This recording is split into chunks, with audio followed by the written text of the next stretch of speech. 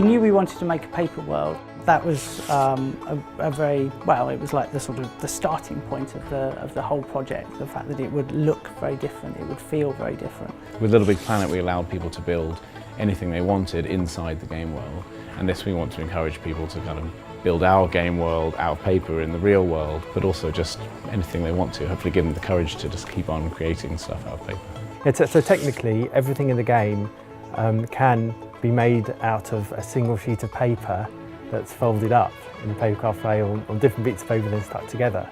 The way that's achieved is inside the Vita there is virtual paper that's virtually folded up in a way that the artists have specified.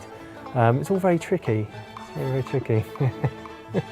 It's so simple in a way. It's a simple material, but there's so much to do with it. There's so much kind of folding, deforming, tearing that you don't see so much in games usually, because in games usually you see the very kind of rigid objects. I wanted to play with this aspect that is very magical, where the paper can transform, and everything in the game is made of paper, so everything can turn into everything, and you get lots of magic going on.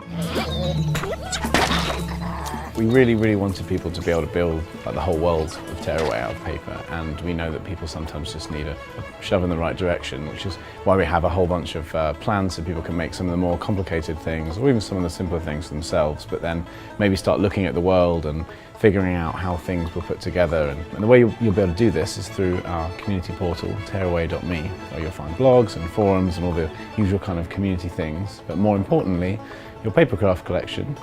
As you kind of work your way through them, I think people will start getting braver in what they try, and they'll start kind of ad-libbing and remixing and adding things on.